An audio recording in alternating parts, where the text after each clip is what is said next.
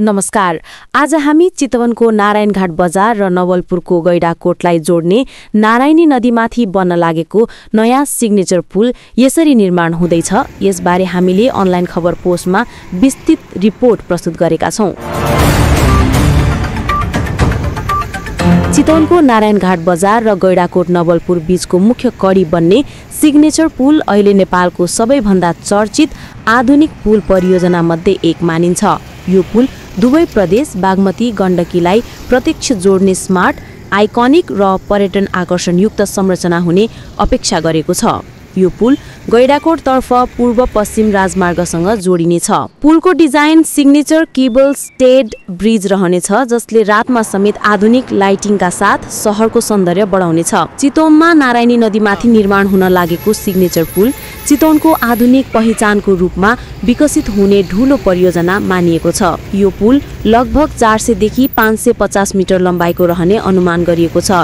यस पुलमा 4 लेनको सडक, छुट्टै साइकल लेन र पैदल यात्रुका लागि सुरक्षित वकवे रहनेछन्। पुलको मुख्य आकर्षण नदीको बीचमा उठ्ने ए शेप टावर हो जसले पुललाई सिग्नेचर डिजाइन प्रदान गर्छ।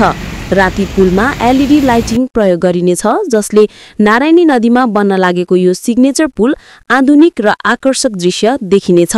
हाल पुल निर्माणका लागि आवश्यक डिटेल प्रोजेक्ट रिपोर्ट अर्थात् डीपीआर अन्तिम चरणमा पुगेको छ।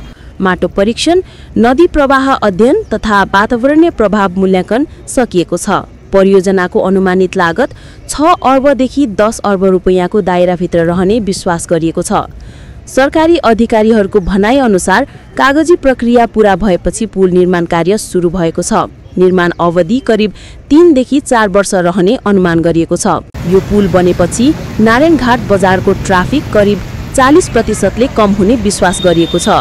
चितवन र गैडाकोट बीचको यात्रा छोटो, सहज र सुरक्षित हुनेछ। यस पुलले चितवनको व्यापार, पर्यटन र शहरी विकासमा ठूलो योगदान दिने अपेक्षा गरिएको छ। हस्त नमस्कार। सत्य तथ्य, निष्पक्ष, हरेक समाचार थाहा पाउन अनलाइन खबर पोस्ट हेर्दै गर्नुहोला। हाम्रो फेसबुक पेजलाई फलो र युट्युब च्यानल सब्स्क्राइब गर्न नभुल्नुहोला।